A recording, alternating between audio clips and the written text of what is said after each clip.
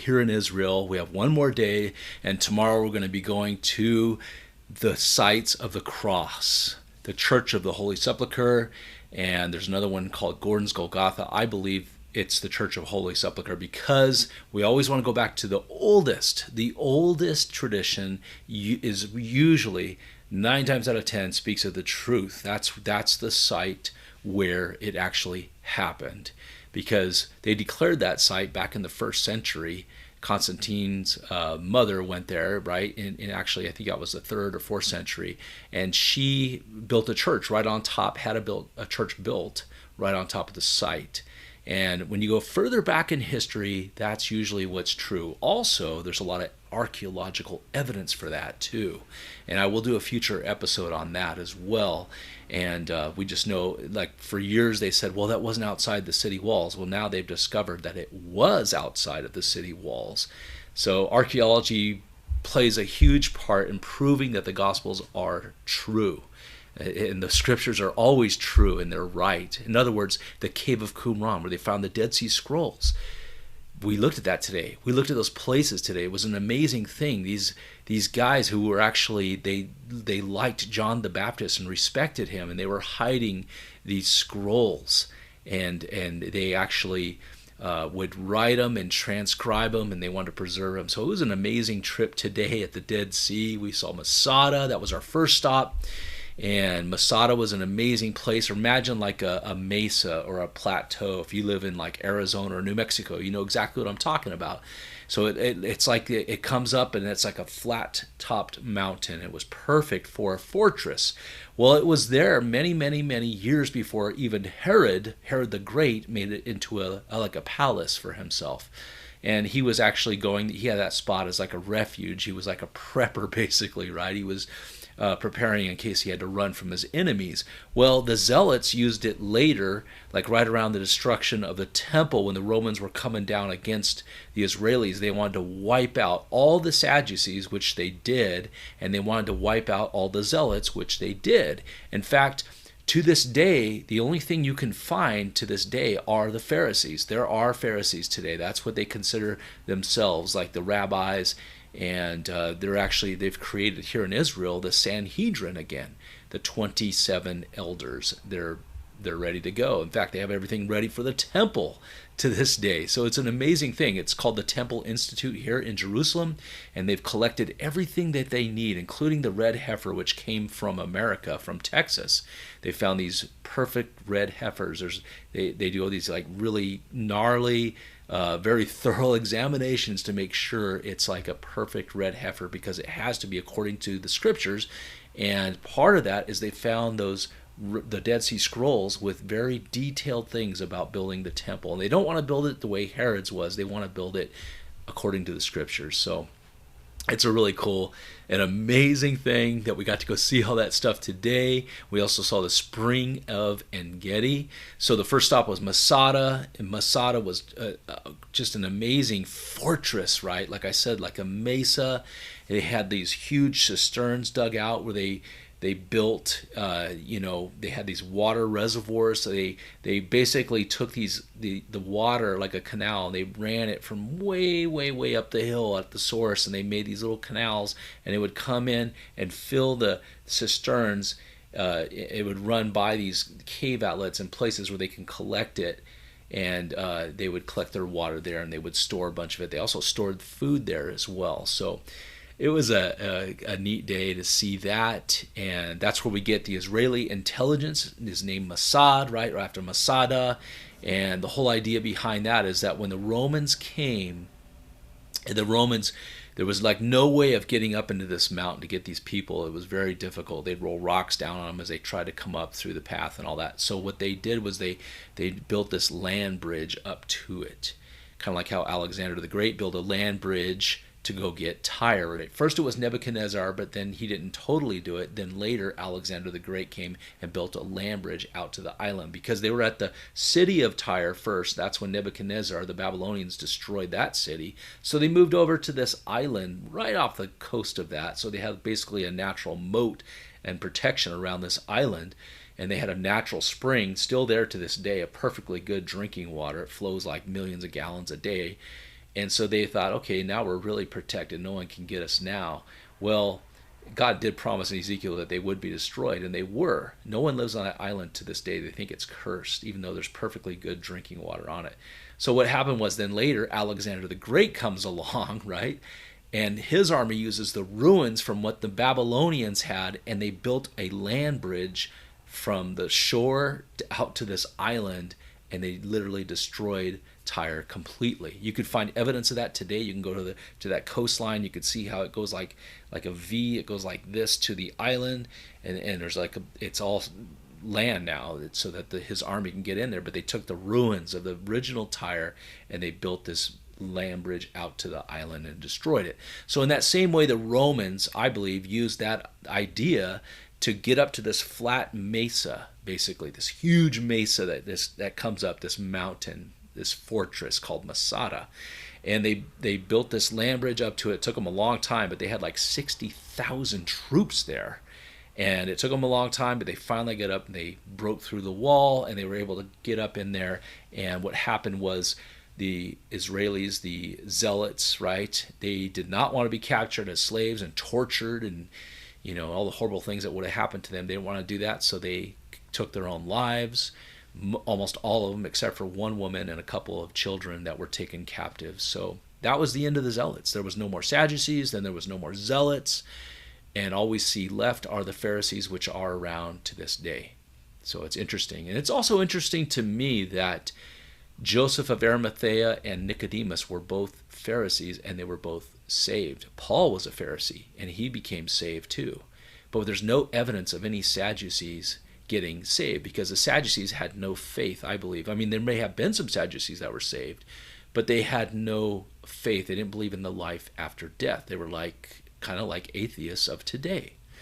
Well, they were also the Hellenized group of priests. That was their tradition and their roots going back to Antiochus Epiphanes back in 167 BC, before Christ.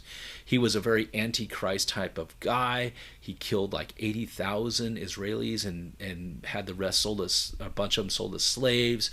He killed the good priests that were at the temple and put up his own Hellenized, right? That means they're going to worship false gods as Hellenized Jewish priests. And the Maccabean revolt was against that. They killed those bad priests that were doing that, and they revolted against it. And those were that's what became the Pharisees. That group ended up becoming the Pharisees. Well, the other group kind of stuck around, the Hellenized group, which became the Sadducees. Caiaphas himself was a Sadducee. Did you know that? Caiaphas, yeah, he was a Sadducee. And I think that's very interesting. And so we don't see any of them today. We don't see the zealots, but we do see the Pharisees. So that's Masada. We looked at that today. Amazing, amazing place. Beautiful views. Beautiful, beautiful views of the Dead Sea. Also, there was like many, many Israeli children and field trips from like middle school and some high schools. They were there, and we got to say hi to them. A lot of those Jewish kids are very happy that Americans are here.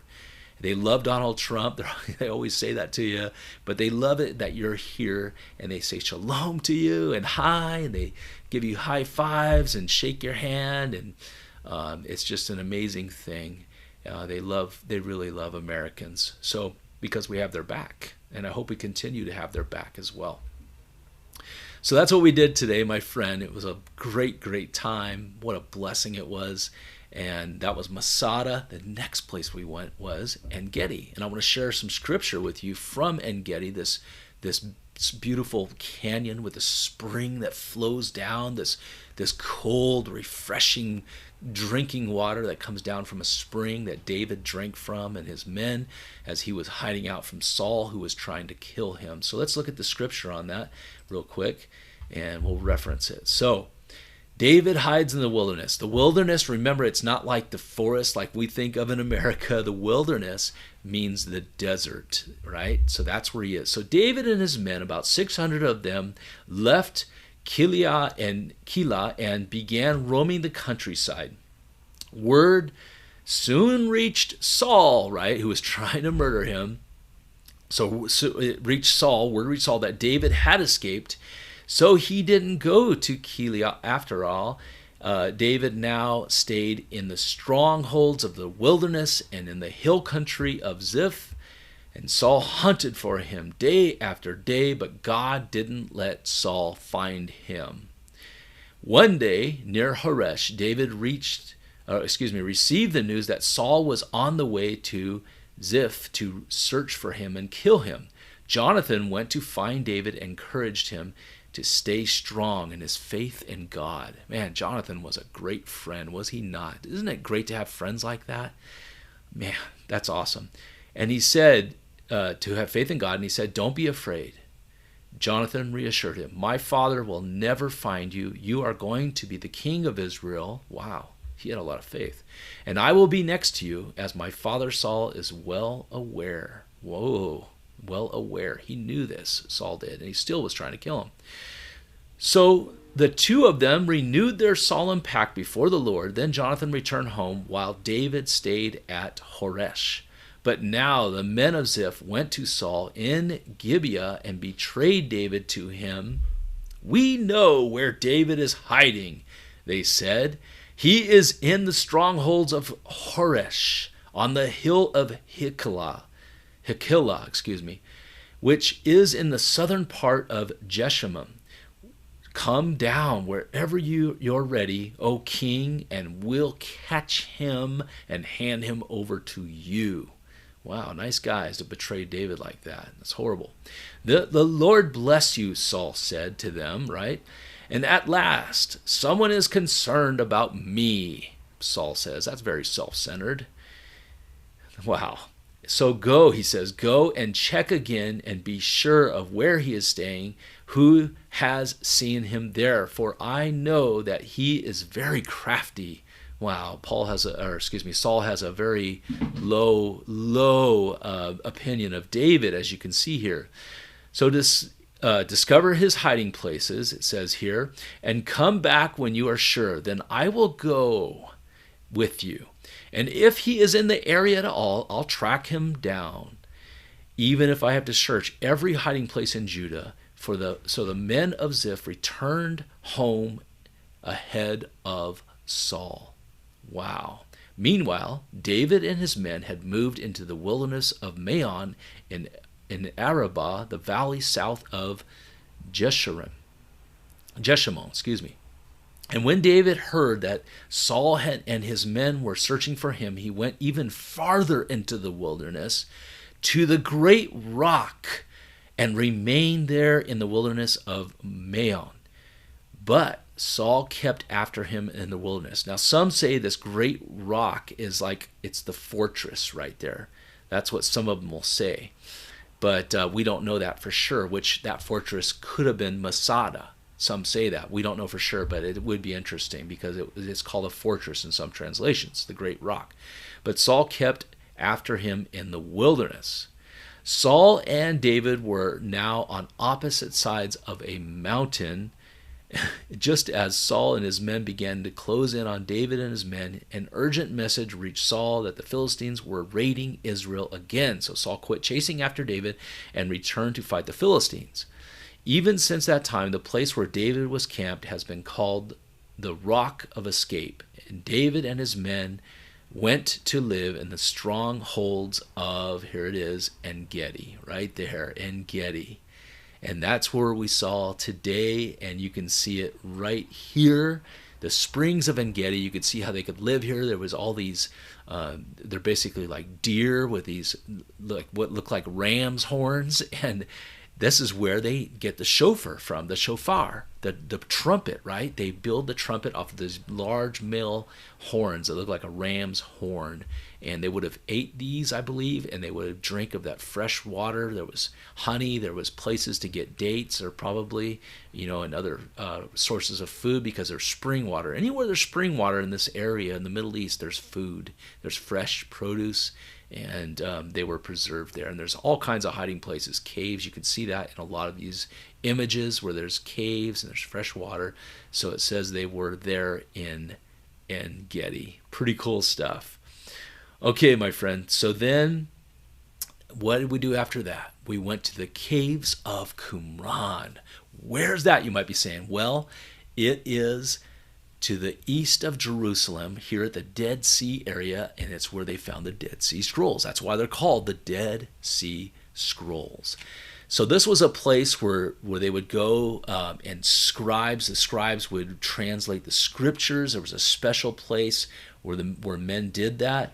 And had it not been for an accidental discovery in 1947, they accidentally discovered these ancient scrolls that were from way before the time of Jesus, from the past. So there was a great earthquake, and it made a lot of these guys leave, but then they came back. But this place, there was a settlement, a Jewish community there that goes back as far as 31 BC. That means before Christ, not BCE, before Common Era, but before Christ.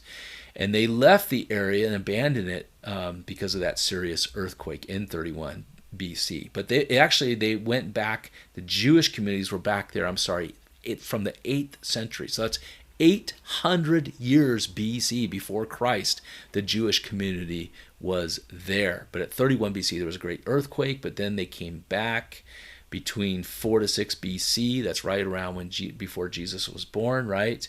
And then they were called the Essenes. The Essenes, this was a Jewish sect that lived lives of ritual purity, right? Poverty and separation, kind of like monks, and abstinence from worldly pleasures. And they returned to Qumran. That's where they went. And there was ruins there showing these ritual baths where the fresh water was diverted into these baths. They had drinking water. They had food there. They had everything they needed, and they were able to keep writing down these manuscripts and hiding them from the Romans. So it's pretty cool stuff. So among the ruins that had been uncovered was a special room that was used by the scribes to diligently copy. That's what they do, right? The Hebrew scriptures. In AD 68, the community was destroyed by the conquering Romans. Remember, Titus and his men came down through Galilee, and they destroyed these guys too. And then in 70 AD, they destroyed the temple, as you guys know. So that was the end of it. But before that, they hid in those caves. They hid in clay jars the scrolls. In fact, they found the entire scroll of Isaiah perfectly intact in one of those jars, and it's the complete book and the complete scroll of Isaiah from like possibly 200 or even earlier, 200 years before Christ, before the birth of Christ. Amazing stuff, is this not? I love this, don't you? And by the way, you got to go to Israel, my friends. I'm going here with Mayfair Travel. This woman is amazing, Johanna and Emily and some of the others. They do a great job organizing these trips. They do it exactly how you want it done. They'll customize it. But this trip has just been amazing. It's a pastor's trip, and it's just been awesome. One of the best things that's ever happened to me in my life. So super excited about this, you guys. Tomorrow we are going to be going to the place where Jesus was crucified, the Church of the Holy Sepulchre. Remember the Mount of Olives? If you stand there and you line up the Golden Gate, which was the original East Gate, through the dome of the tablets, that's that flat spot where the Solomon's temple, I believe the Holy of Holies was, right? There's a straight line from there, and it goes all the way to the Church of the Holy Sepulchre, which is Golgotha, the place of the skull, the place where Jesus was crucified. It's right there spelled out in the landscape. It's plainly visible. But we're going to be looking at that tomorrow, and I'm going to be reporting to you some not live videos. I really can't do the live videos because I think they're still jamming some of that stuff here in Israel. I'll try and do a live one. We'll see how it comes out, but I'm just going to record them and send them out to you, my friends. So, hey, check out this playlist, How to Find Jesus in the Old Testament. I think you'll be blessed by it. Don't forget to click like and subscribe and the bell, and you won't miss a thing. And as I'm reporting to you from Israel, from Jerusalem tomorrow and a few more days. So, hey, God bless you guys. I love you.